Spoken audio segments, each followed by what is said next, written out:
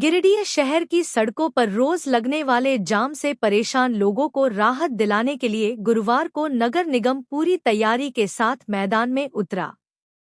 अंबेडकर चौक से शुरू हुआ अतिक्रमण हटाओ अभियान टावर चौक, कोर्ट रोड, जिला परिषद चौक और कालीबाड़ी चौक तक चला। अभियान के दौरान सड़क और फुटपाथ पर कब्जा जमाकर दुकान, ठेला और खोमचा लगाने वालों पर कार्रवाई की गई। कई लोगों का मौके पर ही चालान काटा गया। केवल अतिक्रमणकारियों पर ही नहीं, बल्कि ट्रैफिक नियमों की अनदेखी करने वाले वाहन चालकों पर भी नगर निगम और पुलिस की नजर रही। नियम तोड़ने वालों का चालान कर उन्हें दोबारा लापरवाही नहीं बरतने की चेतावनी दी गई। अभियान के दौरान अधिकारियों ने सड़क किनारे व्यवसाय करने वालों से सार्वजनिक मार्ग खाली रखने की अपील करते हुए कहा कि यदि दोबारा अतिक्रमण किया गया तो कार्रवाई और सख्त होगी। नगर निगम की टीम के साथ ट्रैफिक पुलिस और नगर थाना की पुलिस भी पूरे अभियान में मौजूद रही। पुलिस बल की मौजूदगी में कार्रवाई शांतिपूर्ण ढंग से पूरी की गई। नगर निगम के सिटी मैनेजर मंजूर आलम ने बताया कि वरीय अधिकारियों के निर्देश पर यह अभियान चलाया गया। उन्होंने कहा कि टावर चौक और कचहरी रोड पर रोजाना लगने वाले जाम से लोगों को काफी परेशानी होती है। इसी वजह से अतिक्रमण हटाने की कार्रवाई की गई। उन्होंने कहा कि शहर को जाम से राहत दिलाने के लिए आगे भी इस तरह का अभियान जारी रहेगा।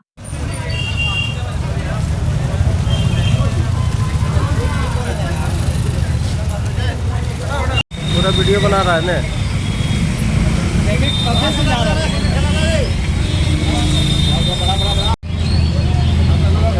जगह रहते हुए सब लोग रोड पर आना।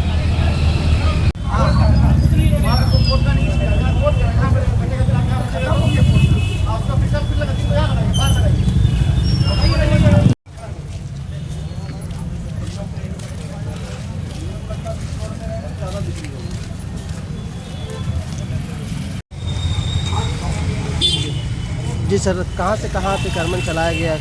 देखिए, बारंबार ये सूचना मिल रही है कि कचहरी रोड और टावर चौक के आसपास लोगों के द्वारा अतिक्रमण के रोड जाम कर दिया जा रहा है। तो ऐसी परिस्थिति में वरीय पदाधिकारियों का निर्देश डालोक में हम लोगों ने ये ड्राइव निकाला है और अभी हम लोग रोड को क्लियर कराने में लगे हुए हैं। कोशिश ये हो रही है कि यातायात जाम ना हो और इन लोगों ने भी यातायात को बाधित करने की कोशिश की है, रोड पर अतिक्रमण किया है। कुछ एक लोगों को हम लोगों ने फाइन भी किया है और हम लोग कोशिश कर रहे हैं कि ये ड्राइव कंटिन्यू करें ताकि शहर के लोगों को यातायात की जो समस्या से जूझ रहे हैं उससे निजात मिले। सर, बार बार अतिक्रमण हटाओ अभियान चलता है, उसके बावजूद भी फिर भी ठेले वाले लगा। आखिर आगे का क्या कार्रवाई होगी? सख्त कार्रवाई क्या है? आगे हम लोग प्रयास में हैं कि लोगों को कोई अस्थायी जगह पे हम लोग शिफ्ट करा सकें। फिलहाल तो अभी हम लोग ये कोशिश कर रहे हैं कि रोड को क्लियर रखें ताकि जाम की समस्या। कितना का चालान कटा हुआ सर सभी लोग मिला के? कुछ एक लोगों का है।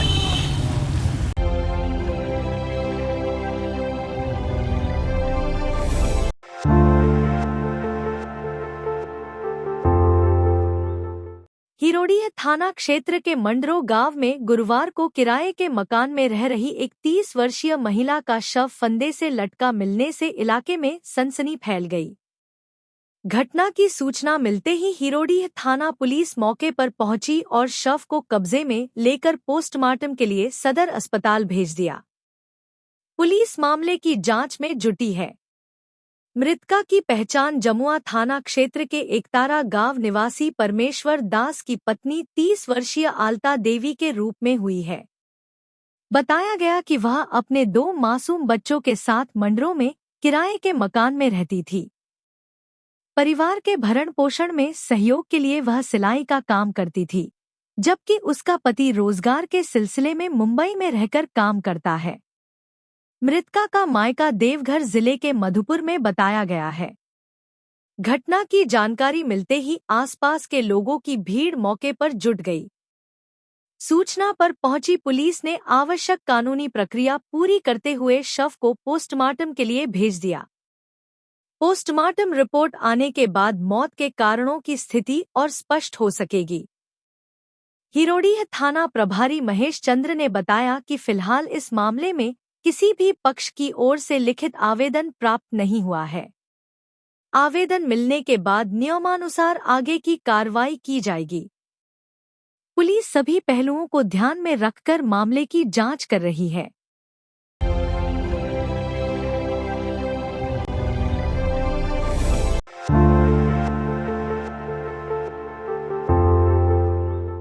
गिरिडीह जिले के तिसरी प्रखंड के पिपराटांड गांव में प्रधानमंत्री ग्राम सड़क योजना के तहत बने पुल की अप्रोच सड़क पहली ही बारिश में जवाब दे गई।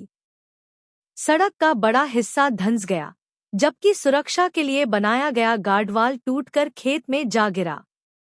अब पुल के मुहाने पर बना गहरा गड्ढा राहगीरों के लिए खतरा बन गया है। ग्रामीणों का आरोप है कि निर्माण कार्य में गुणवत्ता की जगह केवल खानापूर्ति की गई। यही कारण है कि 5 साल की गारंटी वाला निर्माण 1.5 साल भी नहीं टिक पाया। लोगों का कहना है कि शिकायत के बाद कुछ मजदूर भेजकर औपचारिक मरम्मत की गई, लेकिन स्थायी समाधान आज तक नहीं हुआ। ग्रामीणों ने चेतावनी दी है कि यदि जल्द मरम्मत नहीं हुई तो पिपराटांड, बस्ती कुरहा सहित आसपास के कई गांवों का संपर्क प्रभावित हो सकता है। साथ ही किसी भी समय बड़ा हादसा होने की आशंका भी बनी हुई है।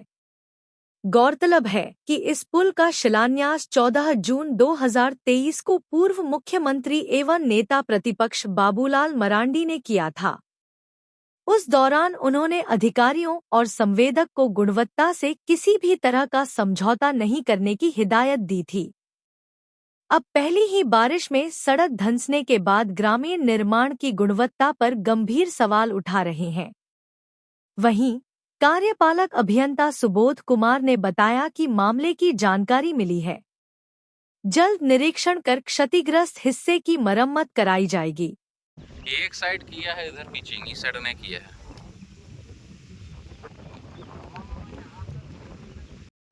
जितना ही उल्टल हम साभे उलट गेलो जावला खाता नहीं। हां मटिया के खाता पट्टी लग गया। 3 बार लास्ट में गिरन को बनवाया से इसका, लेकिन साइड कैसा लिया साला, एक टेढ़ा मेढ़ा कैसा करके बनाया है। क्या रहेगा करवा रहेगा वही के जांच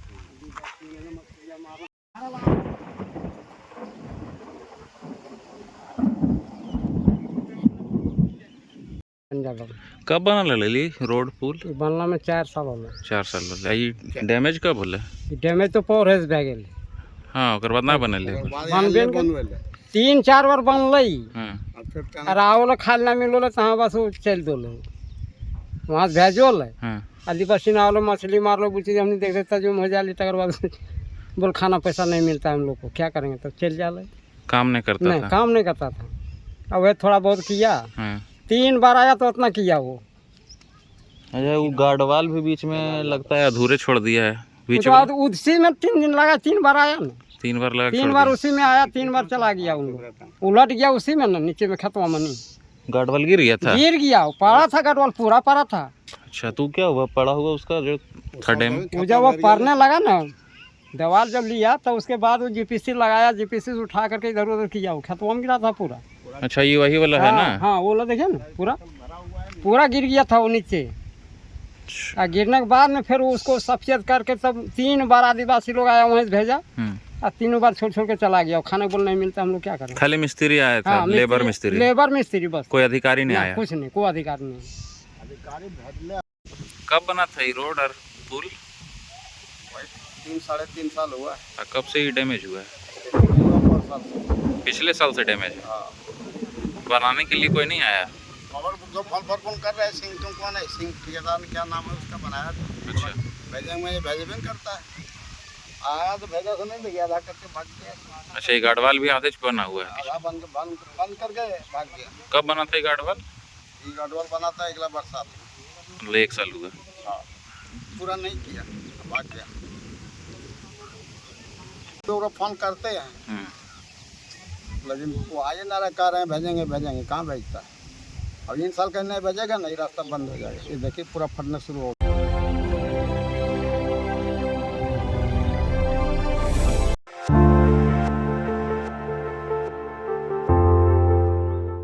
मुख्यमंत्री हेमंत सोरेन परिवहन मंत्री दीपक बिरुवा के निर्देश तथा उपायुक्त रामनिवास यादव के मार्गदर्शन में जिले भर में प्रखंड स्तर पर ड्राइविंग लाइसेंस बनाने के लिए विशेष अभियान चलाया जा रहा है। इसी क्रम में गुरुवार को बेंगाबाद प्रखंड मुख्यालय में लर्निंग लाइसेंस के लिए विशेष शिविर का आयोजन किया गया। शिविर में बड़ी संख्या में लोगों ने भाग लिया।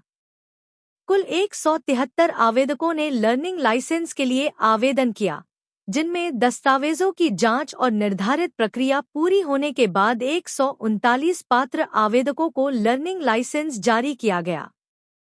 शेष आवेदनों में आवश्यक दस्तावेजों या अन्य निर्धारित मानकों की कमी होने के कारण नियमानुसार आगे की प्रक्रिया अपनाई जा रही है।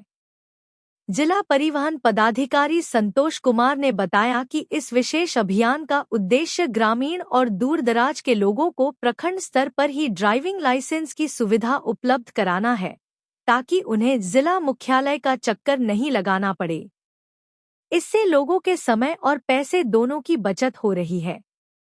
उन्होंने कहा कि सड़क सुरक्षा को मजबूत करने और जिम्मेदार वाहन संचालन को बढ़ावा देने के लिए प्रत्येक वाहन चालक के पास वैध ड्राइविंग लाइसेंस होना जरूरी है। इसी उद्देश्य से जिले के सभी प्रखंडों में चरणबद्ध तरीके से विशेष शिविर लगाए जा रहे हैं। जिला प्रशासन ने पात्र नागरिकों से अपील की है कि वे निर्धारित तिथि पर आवश्यक दस्तावेजों के साथ अपने नजदीकी शिविर में पहुंचकर इस सुविधा का लाभ उठाएं तथा यातायात नियमों का पालन करते हुए हमेशा वैध ड्राइविंग लाइसेंस के साथ वाहन चलाएं।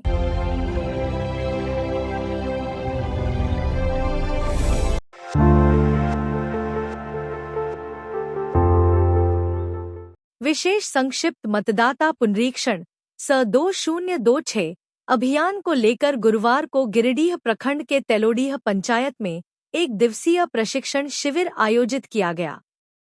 कार्यक्रम का आयोजन गिरिडीह प्रखंड कमेटी पश्चिमी की ओर से किया गया, जिसमें 15 पंचायतों के बूथ लेवल एजेंट, BLA 2 और पार्टी कार्यकर्ताओं ने भाग लिया। प्रशिक्षण शिविर में झारखंड सरकार के मंत्री हफीजुल हसन अंसारी मुख्य अतिथि के रूप में शामिल हुए। उन्होंने कार्यकर्ताओं से मतदाता सूची को त्रुटिरहित बनाने के लिए बूथ स्तर पर सक्रिय भूमिका निभाने की अपील की। उन्होंने कहा कि प्रत्येक योग्य मतदाता का नाम सूची में शामिल हो। इसके लिए घर घर संपर्क अभियान चलाकर लोगों को आवश्यक सहयोग दिया जाए। साथ ही BLO के साथ समन्वय बनाकर मतदाता सूची में छूटे हुए नामों को जोड़ने और त्रुटियों को दूर कराने पर भी जोर दिया। कार्यक्रम में SIR प्रशिक्षण प्रभारी आलोक कुमार ने मतदाता पुनरीक्षण की प्रक्रिया की विस्तृत जानकारी दी और कार्यकर्ताओं को अभियान के दौरान अपनाई जाने वाली प्रक्रियाओं से अवगत कराया। इस मौके पर जिलाध्यक्ष संजय सिंह, जिला सचिव महालाल सोरेन, प्रखंड अध्यक्ष अनवर अंसारी, प्रखंड सचिव विनोद सोरेन, युवा मोर्चा जिला सचिव फरदीन इम्तियाज अहमद, अल्पसंख्यक मोर्चा प्रखंड अध्यक्ष जमीरुद्दीन अंसारी, तेलोडीह मुखिया शब्बीर आलम, खावा मुखिया मोहन मंडल, पंचायत अध्यक्ष गुलजार अंसारी सहित कई पदाधिकारी और जनप्रतिनिधि मौजूद रहे।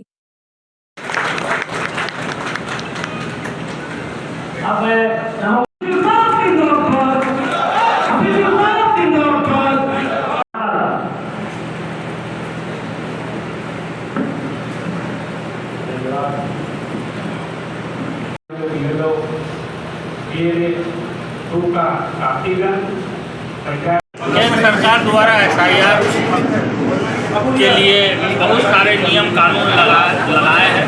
उस नियम कानून के तहत पार्टी द्वारा BL2 भी बनाया गया है। हर पार्टी को बोला कि आप अपना BL2 दीजिए। उन्हीं का प्रशिक्षण शिविर था कि जिसका अनमैप्ड है और त्रुटि में है उसका नाम कैसे चढ़ेगा और फॉर्म आप लोग सही तरीके से भरें, गलती नहीं करें। पहले आप लोग फोटोकॉपी करा करके पहले दूसरा कॉपी में फोटोकॉपी में भर लें, इसके बाद भरें। यही सब हम लोग बताने के लिए गिरिडीह प्रखंड पश्चिमी के प्रखंड द्वारा SIR के लेकर परिचर्चा और प्रशिक्षण के लिए हमारे टीम आई थी और BLA 2 और हमारे पंचायत अध्यक्ष सचिव और प्रखंड कमेटी के पदाधिकारियों को प्रशिक्षण दिया गया, परिचर्चा भी की गई। हमारे माननीय आज के मुख्य अतिथि माननीय झारखंड सरकार के अल्पसंख्यक कल्याण मंत्री माननीय अभियुक्त साहब थे, हमारे जिला के अध्यक्ष माननीय जिलाध्यक्ष जी थे और साथ में और भी पदाधिकारी थे। तमाम लोगों ने अपनी सुना और सब अपने अपने क्षेत्र में जाकर निश्चित तौर पर SIR के तहत अपने मतदाताओं को वोट के अधिकार को बचाने के लिए जी जान से लगेंगे। मैं आपके न्यूज़ के माध्यम से अपील करूंगा कि आप मतदाता भी आप जागरूक रहें और हमारे BLA 2 और हमारे प्रखंड कमेटी के जितना भी साथी और पंचायत कमेटी के साथी और BLA 2 भी निश्चित तौर पर लगें, ताकि आपका मतदाता रहेगा तो निश्चित तौर पर आपका अधिकार मिलेगा। शुक्रिया।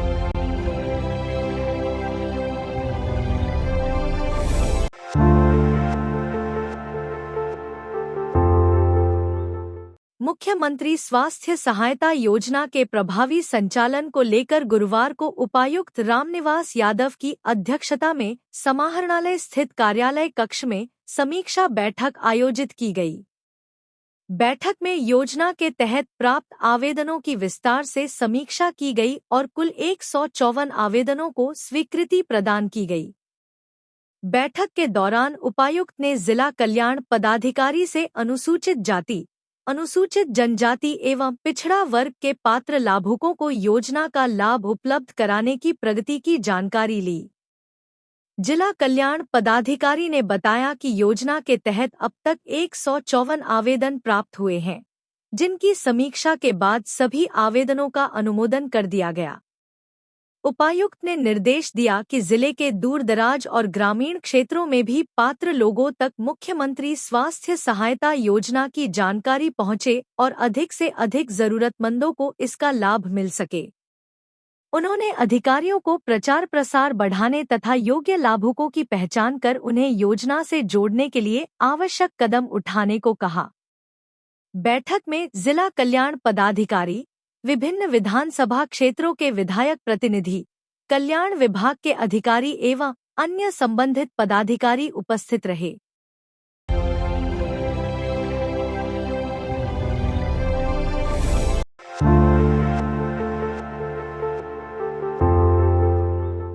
गिरिडीह उपायुक्त रामनिवास यादव के निर्देश पर 1 जुलाई से जिले भर में हल्कावार विशेष राजस्व शिविर आयोजित किए जा रहे हैं।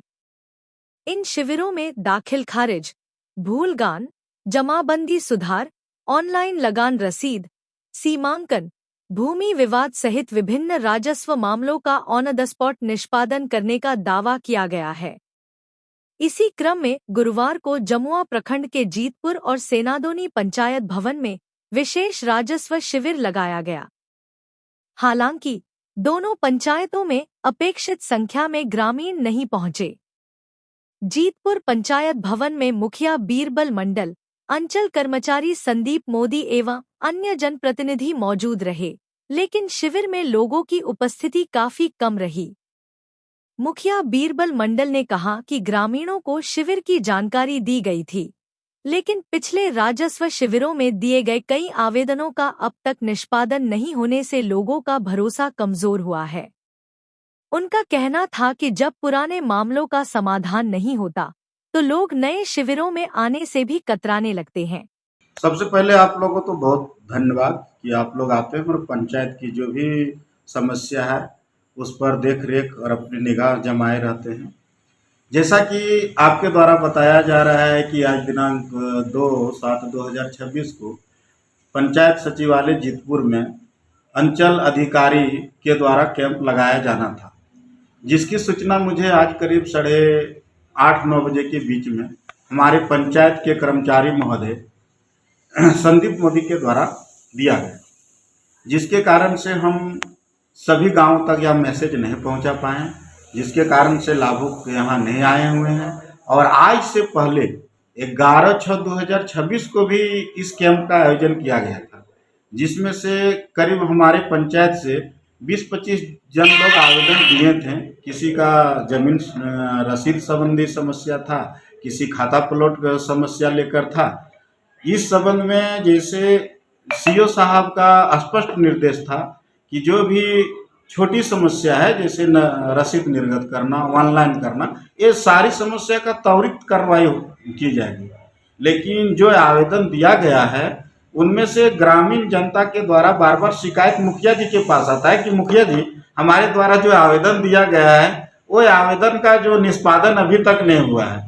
तो ये सारे समस्या जो है सो ओनली फॉर हमारे हिसाब से दिखावे का एक तौर पर किया जाता है, जमीन वैसा कुछ नहीं है। यहाँ रेतों का जमीन किन्हीं और का और किन्हीं और के द्वारा ऑनलाइन करवा लिया जाता है और ये सारा खेल जो है सो ऑफिस के माध्यम से होता है, ना कि यहाँ पंचायत से। आपका अगर खतियान है और उसी खतियान का अगर कोई अदर व्यक्ति किसी तरह का कागजात बनवा लेते हैं और वो कागजात ऑनलाइन हो जाता है, रजिस्टर 2 में चढ़ जाता है, जो मूल रेयतदार होते हैं वो तरह तरह का टक्कर खाते घूमते फिर रहे हैं ऑफिस में और उसका निष्पादन नहीं किया जा रहा है।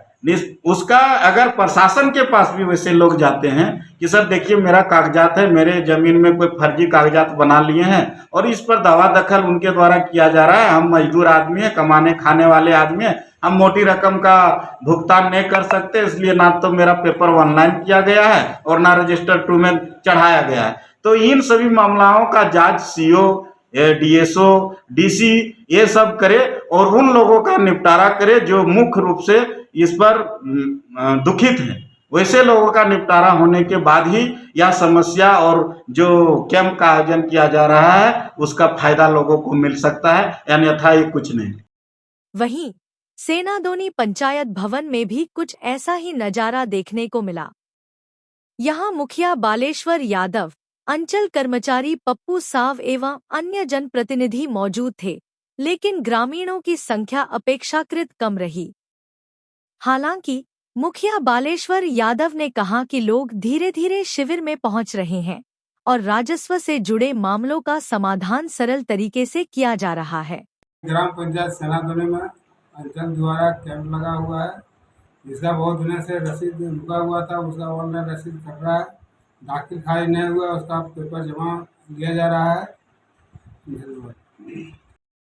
स्थानीय लोगों का मानना है कि शिविरों का व्यापक प्रचार प्रसार नहीं होने के कारण भी कई ग्रामीण इसकी जानकारी से वंचित रह गए।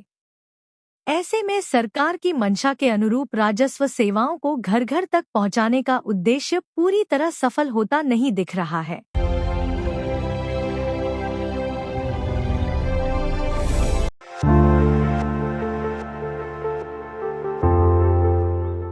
गिरिडीह समाहरणालय सभागार में उपायुक्त रामनिवास यादव ने समाज कल्याण विभाग के अंतर्गत संचालित प्रधानमंत्री मातृ वंदना योजना की समीक्षा बैठक की। बैठक में योजना के क्रियान्वयन, लाभुकों के पंजीकरण, लंबित आवेदनों के निष्पादन तथा प्रखंडवार प्रगति की विस्तार से समीक्षा की गई। समीक्षा के दौरान उपायुक्त ने अधिकारियों को निर्देश दिया कि योजना के तहत पात्र गर्भवती एवं धात्री महिलाओं का 100% पंजीकरण सुनिश्चित किया जाए। उन्होंने पीएमएमवीवाई पोर्टल पर एंट्री की संख्या बढ़ाने और द्वितीय किस्त से संबंधित सभी लंबित मामलों का जल्द निष्पादन करने के निर्देश दिए, ताकि लाभुकों को समय पर योजना का लाभ मिल सके। उपायुक्त ने कहा कि प्रधानमंत्री मातृ वंदना योजना मातृ एवं शिशु स्वास्थ्य को मजबूत बनाने की केंद्र सरकार की महत्वपूर्ण योजना है, इसलिए कोई भी पात्र महिला इस योजना से वंचित नहीं रहनी चाहिए। उन्होंने नियमित अनुश्रवण, सतत मॉनिटरिंग और बेहतर समन्वय के साथ निर्धारित लक्ष्यों को 100% पूरा करने का निर्देश दिया। बैठक में उप विकास आयुक्त स्मृता कुमारी ने सभी बाल विकास परियोजना पदाधिकारियों और महिला पर्यवेक्षिकाओं को प्रतिदिन लंबित आवेदनों का अनुमोदन करने, जीरो एनरोलमेंट आंगनबाड़ी केंद्रों की संख्या कम करने, क्षेत्र भ्रमण कर पात्र महिलाओं की पहचान करने तथा जन जागरूकता अभियान चलाकर समयबद्ध पंजीकरण सुनिश्चित करने के निर्देश दिए। बैठक में यह भी स्पष्ट किया गया कि योजना के क्रियान्वयन की नियमित समीक्षा की जाएगी तथा लक्ष्य प्राप्ति में लापरवाही बरतने वाले पदाधिकारियों और कर्मियों की जवाबदेही तय की जाएगी।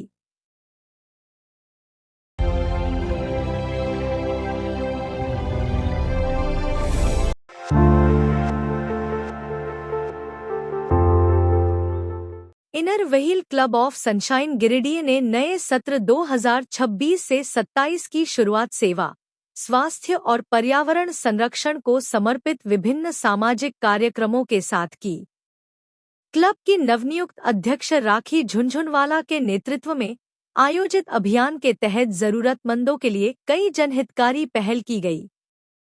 सत्र के पहले सेवा प्रकल्प के अंतर्गत किडनी से पीड़ित 5 मरीजों का निःशुल्क डायलिसिस कराया गया। साथ ही स्वास्थ्य सेवाओं को मजबूत करने के उद्देश्य से रोटरी क्लब गिरिडीह को आर्थिक सहयोग भी प्रदान किया गया। इसके बाद संगठन के मां एवं बेटी के उज्जवल भविष्य अभियान के तहत कर्मचारी गांव स्थित मेवाती फॉरेस्ट सहित विभिन्न स्थानों पर पौधारोपण किया गया। क्लब के सदस्यों ने अपने अपने घरों में भी पौधे लगाकर पर्यावरण संरक्षण का संदेश दिया। पूरे अभियान के दौरान कुल 35 पौधों का रोपण किया गया। क्लब ने अपने नियमित सामाजिक दायित्व के तहत पुराने कपड़ों का संग्रह एवं दान अभियान भी चलाया। इन कपड़ों को सामाजिक पहल के माध्यम से जरूरतमंद लोगों तक बेहद कम कीमत पर उपलब्ध कराया जाता है। कार्यक्रम में पीडीसी पूनम सहाय, अध्यक्ष राखी झुनझुनवाला, पूर्व अध्यक्ष कविता राजगढ़िया, उपाध्यक्ष स्मृति आनंद, सचिव संगीता सिंह, आईएसओ नमिता जगुआर, कोषाध्यक्ष रश्मि गुप्ता, संपादक शमा परवीन, सोनाली तरवे, शबाना रब्बानी, नीरू जालान सहित क्लब की कई सदस्य मौजूद रहीं। क्लब की ओर से बताया गया कि नए सत्र में सेवा, स्वास्थ्य, महिला सशक्तिकरण और पर्यावरण संरक्षण से जुड़े कार्यक्रमों को प्राथमिकता देते हुए समाजहित में लगातार कार्य किए जाएंगे।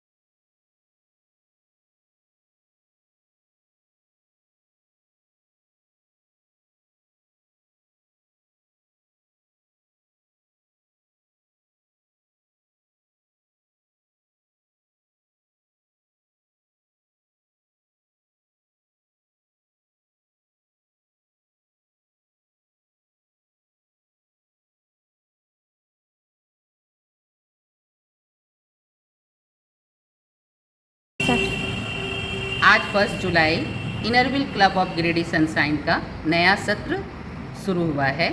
आज नए सत्र की शुरुआत में आज पहले दिन हम लोगों ने बहुत सारे प्रोजेक्ट किए। सबसे पहले हम का जो गोल एसोसिएशन की तरफ से मिला है जीवन धारा, 1 तारीख से लेकर 7 तारीख तक हम लोगों को डायलिसिस के ऊपर, किडनी पेशेंट के ऊपर कुछ प्रोजेक्ट करना था कि किस तरह से उनको हेल्प कर सकते हैं। तो हम लोगों ने 5 पेशेंट का डायलिसिस आज के दिन अपने क्लब के तरफ से रोटरी आई हॉस्पिटल में जो करवाया जाता है उनका डायलिसिस फ्री करवाएंगे। और उसके बाद हमारा जो रेगुलर प्रोजेक्ट था मेवाती फॉरेस्ट, 2 साल पहले हम लोगों ने शुरू किया था, वहाँ पे जाके ट्री प्लांटेशन किया, जो कि एसोसिएशन की तरफ से गोल आया था माँ के नाम पे एक पौधा लगाना और एक बेटी के उज्जवल भविष्य के लिए पौधा लगाना।